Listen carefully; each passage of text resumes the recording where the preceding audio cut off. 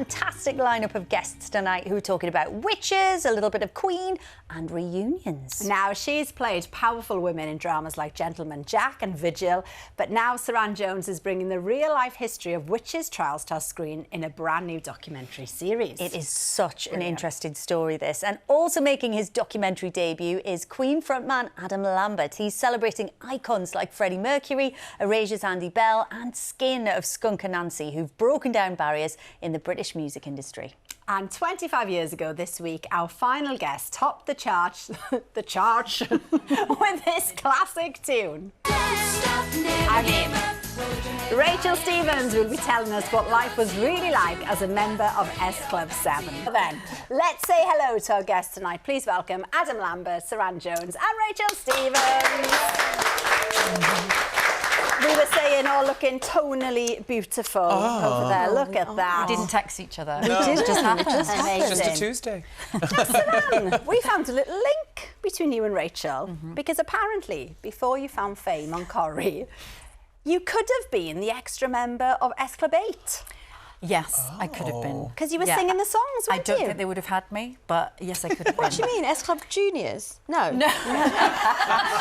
No. Take it, go, yes, yes. Oh yes, yeah, I'll take that. Yes. No, so I used to go around schools and do like theatre and education, and we used to sing Don't Stop, Never Give Up, Hold Your Head High and Reach the Top. We're all doing an NVQ and working in a job. And we just changed the words to fit. And all these 15, 16-year-olds were like, what are they on? Oh, you should have joined us. Yeah, would have been much better to join. Yeah, see? Would you have come on, Saran? I mean, Oh, she would have been £1,000,000% she's in. Yeah, she's in. exactly. Yeah.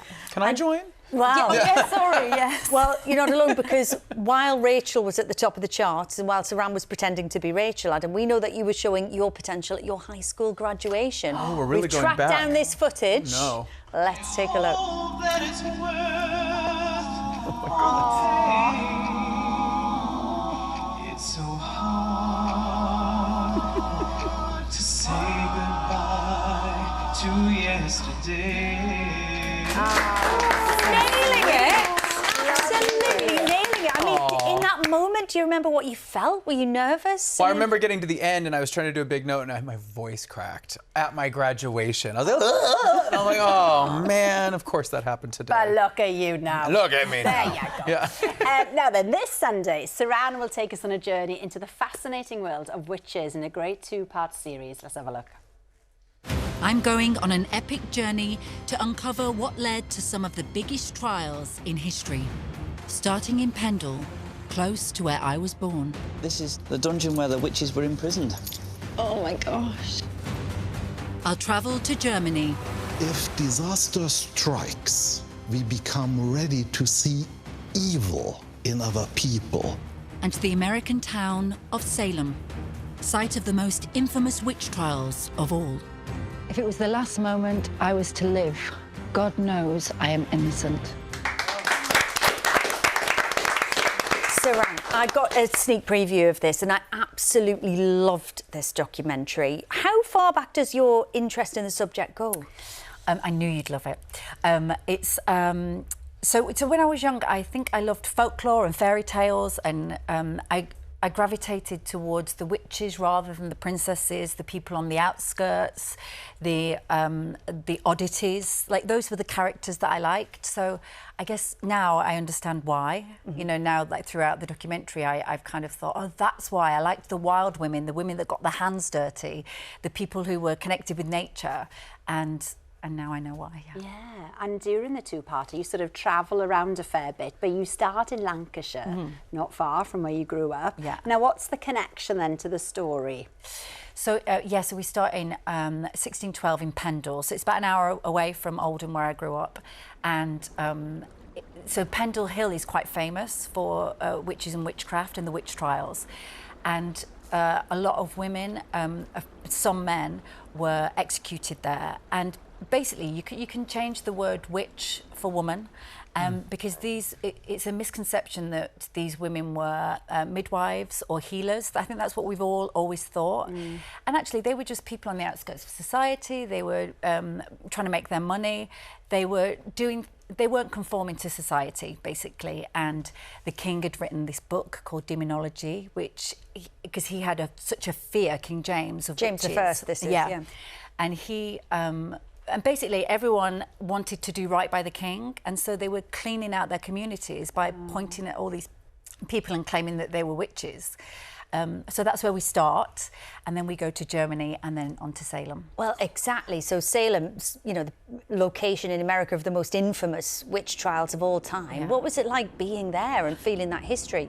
Oh God, we were just talking about The Crucible, which is a play that I'd seen many times, and so to be in Salem, to be in the house of the Parises where it all started, we have such amazing contributors. That's Emerson Baker, and we have Gabriel Gatehouse, who talks about McCarthyism and what the Crucible, the connection there, and we go on to QAnon and we go on to politics. There's so many connections because the subject is so vast, and it really links to modern day, which is what we set out to do.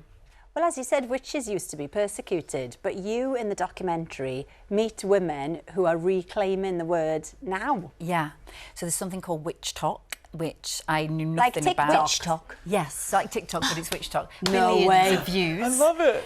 So there's all sorts on there. There's spells on there, or just women kind of reclaiming the fact that the women that were called witches, who weren't witches from the witch trials in the 17th century, they were repressed and they were voiceless. So now I think the resurgence is talking about standing into your power, and it's okay to not conform to all society and just be who you are. So there's such a brilliant link, and we meet Laura Bates, who talks about the internet being the same as the printing press in the 17th century. Yeah. So it gives voice to people. God, I could talk for days about it because it's just so fascinating. I learnt so much. Wow. I want to look at Witch Talk now. I know, exactly. And you look like this is resonating with you. Yeah, I mean, I've learned a couple witch talk dances recently, you know. No. Oh, yeah. Yes. Hubble bubble. Yeah, exactly. I'm conjuring, yeah. Well, and that was written for the court of James I. I mean, you did learn how to howl. I was very interested to see from the wonderful musician Bat for Lashes. Yeah. How did that go? So she has some tarot cards out as well. Yeah, this is her teaching me. And so she gave me a reading, which was amazing. And then she said, why don't you try howling? Because in her concerts, she howls to the audience and they reply. And I'd watched this and was like, I was quite jealous of like the release that you get. That you feel. Mm-hmm. So now I take it on to work sets, and I had the whole crew howling at work on my last job. I've just finished a Netflix job.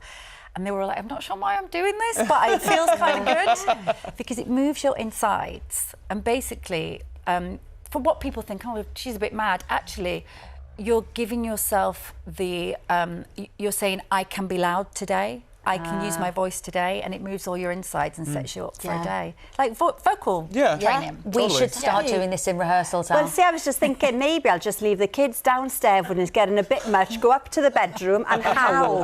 Let's absolutely. Do it on a full moon and you'll be right on. Here we go. Good tip. Yes. Here we go. Investigating Witch Trials starts this Sunday evening, 9 o'clock on Channel 4. And if you still haven't watched Suranne's brilliant drama Vigil, then series 1 and 2 are on iPlayer, of course. Here's one of Chris's photographs behind us on the screen. Isn't that beautiful? And it is fuzzy, you're right, Al. It's just furrier than you thought, isn't it? Tactile. Very nice. So pleasing.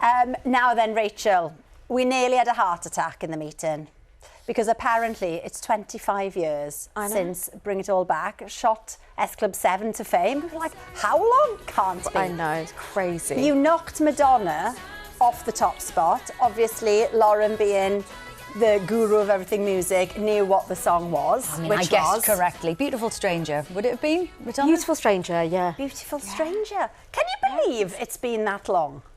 No, I can't. It's just crazy, isn't it? How time just goes. It's unbelievable. Insane. And you look no different. That's the annoying thing about that. But Rachel, you've got a few stories to tell. So you've written a memoir, and of course that looks back on your time in the band, in S Club 7. And since you were last here, you've had your S Club reunion shows. Now I can imagine, you know, it was a real mixed bag emotionally being up on stage there for you. How was it? It was incredible. I mean, obviously it took a different direction after Paul's passing, and it became a real... I mean, it was always going to be a celebration. I mean, 25 years was something to really celebrate and bring the music back to the fans again. And we had such an incredible response. And it became just a beautiful tribute to him and a lovely moment to share everything with the fans. And it was really, really special. And with the family too? Was it the first time your daughters saw you performing? Yeah, I mean, we did a reunion back in 2015 and Amelie, my eldest, was 3. Aww. So this was the first time that they could actually really go, oh, wow, OK, this is, you know, really get it and get a sense of it. And they came up on stage with us at the O2 and it was very special to share it with them. And I was cool for 5 minutes, you know? I was cool for 5 minutes. And I was like, Mum, again, doing well. Alex has been in touch. We're not making it up, it's a different Alex to me. It's been 20 years since you first released solo material away from the band. Any plans to do any more music on your own? Oh, I don't know. I mean, I just did a festival, Hoopla, a couple of weeks ago, and that was the first time. It's a good festival. Amazing. Yeah. And it was the first time I've been back on stage doing my own stuff. And it just felt amazing, and I had such a brilliant reception, and yeah, it was incredible. So yeah, it's definitely, I love performing so much, so it's given me that buzz again to get back up there. There's a little sparkle in the eye, isn't there, when you talk about it? It's lovely. Yeah. But who knows, you know, everything's ever changing all the time, and it was just great to get back up there again. And well, this is it, things do change, and things have changed since the beginning, because fans might be surprised to hear, as you know, you write in the book that you initially really struggled to find your place in the band, and you also had imposter syndrome. What was that about? God, I mean, obviously I didn't recognise it as that then, and I was, you know, my teens going into this kind of whirlwind of of an experience and sort of learning on the job. I mean, I got into the band. I had this sliding doors moment of being approached by these amazing producers. I just went to have lunch with my brother at Sony and I got approached, and it was one of those moments that changed my life, and found myself in this band and just learnt on the job. And yeah, it was, but yeah, I really struggled with a lot of anxiety, a lot of worries, a lot of imposter syndrome. And obviously, like you say, you were kind of thrust together as a band. How close were you behind the scenes? We were so close, but I mean, we were literally going 100 miles an hour all the time. We were so young. We were all in the same position that we were just all kind of go, go, go. And I think, like, very differently to some of the other bands, we also had the TV element, the movies, as well as recording the music, touring. There was so much going on, and there was never really time, I found, to sort of stand still and just take it in and find that, just be in the moment. Well, we loved S Club 7, the absolute best. Rachel's book, Finding My Voice, is out on Thursday.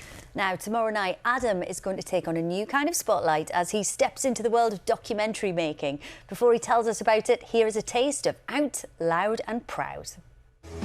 For over a decade, I've been the frontman for iconic rock band Queen, celebrating their music and queer legend, Freddie Mercury. Fireworks.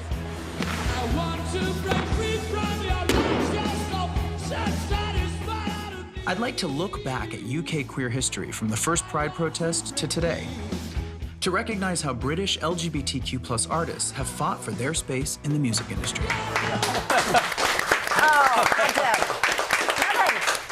That stands out instantly. You think, gosh, you assume that you might have started in the States with a documentary like this, but actually it's all about British music. Now, why was that then? Well, I got into a conversation with some people over at ITV about something that I felt was missing. You know, I've seen documentaries about the representation of the LGBTQ community in TV and film. There's been a handful of different things made. But I said, you know, no one's really done it in music. And it was just a casual conversation I was having when I was out here filming for Starstruck, the show that I was on a couple years ago. And I just said, well, we should do something. And they loved the idea, so we started it off. And I love, as Alex says, that it's, you know, with British bands, including Queen, who you've been with for 10 years now. And there is this lovely conversation in the doc. You sit down with Sir Brian May and Roger Taylor and you talk about their memories of Freddie. How did it feel to do that? Was that a conversation you'd had before? We've talked about everything. I mean, we've traveled now for over 10 years. We've been touring together. So it's like the car rides, the backstage, there's lots of chat, and I've learned a lot of these amazing things about Freddie over the years. But, there's always been a real concern of making sure Freddie's private life stays private because that's how he lived his life until the very end. And I respect that a lot. I think that Brian and Roger are very protective of Freddie in that way. Yeah. But we talked about the goal of the documentary, and that is that, by being visible and by celebrating people that everyone looks up to, that have been successful, that are quite talented, that are very famous, what it does is it allows young people that are coming up right now who might be LGBTQ, it gives them hope. It gives them a feeling of, hey, I could do that too. I could do something great where people love what I do. And it also helps kind of build a bridge to the public, to all of our allies out there, people that go, you know what, I love Freddie Mercury. You know what? Oh, he was gay. Okay, cool. Well, I like him, so maybe it's not so bad. Yeah. These are the steps that we've been taking over the past couple decades. And in fact, a lot of the steps have started, in the 60s and into the 70s and the 80s and the 90s, but the pendulum kind of swings back and forth and zigzags side to side. So we've made so much progress. Visibility in music is in a better place than it's ever been for queer people. And that's actually another thing. We use the word queer now. That's a big thing for people. A lot of people in the older generation, that was a derogatory term. Yeah. But now it's something that the LGBTQ community has adopted and use it as an umbrella term. That's something that Brian even brought up in my interview with him. He says, oh, that's strange because we never used to use that word.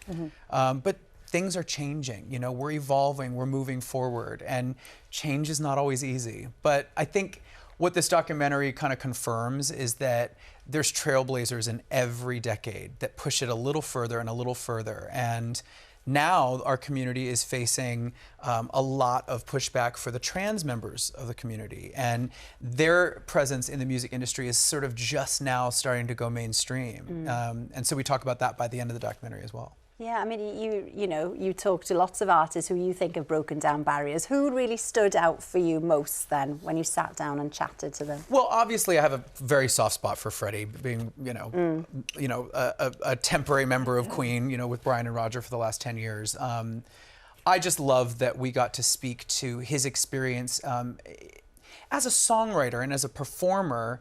Being LGBTQ, it adds another layer of things to your experience. There's something that I've said often, like when you grow up different, there's a lot of shame that comes with that. Whether your parents reject you for it, or your church, or your community, there's a lot of shame. There's a lot of stuff we have to deal with emotionally and psychologically. And that's a journey for most gay people and lesbian and bi and trans and everybody in the umbrella. Our journey is dealing with that shame and confronting it and releasing it. But it takes a long time. And for artists and creatives, when we write things from our souls, that informs a lot of what we're writing about and how we see love and acceptance and joy and all these emotions. It's sort of filtered through that lens. Yeah. And, you found fame on American Idol. I mean, looking back at your own story, has this given you a new perspective? You'd come out to friends and family back then, but it wasn't part of your story in the show. Do you wish that it had been, that it could have been? Well, it's funny, because if I were on the show now, it would just be like, yeah, and whatever. Yeah. This is 2009 in America, and you guys are about 10 years ahead of us, I always say, in terms of acceptance and visibility. We're 10 years behind you. So in 2009, it was definitely like, you just didn't talk about it. It was so taboo. And no one ever said to me, don't say anything.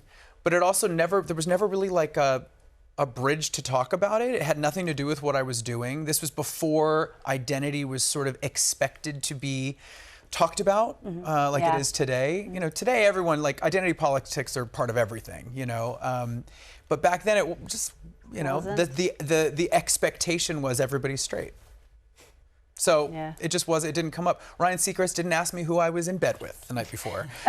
So it didn't come up. But, you know, I was pretty flamboyant. I was pretty camp. I think most people were like, well, he's probably gay. You know? Yeah. So as soon as the show was over and I was allowed to do interviews, because while we're on the show, they kind of kept us in a little bubble. My first interview, you know, I did Rolling Stone, and I was like, yeah, I'm gay, duh. Yeah. Well, Adam Lambert, Out Loud and Proud, is on tomorrow night, 9 o'clock on ITV1 and ITVX. That's all we've got time for tonight. Thank you so much for our wonderful guests. Tomorrow we'll be back with Jill Halfpenny and Lawrence Llewellyn Bowen, and Matt will be here with Watchdog. Have a lovely evening. See you then. Bye-bye. Bye.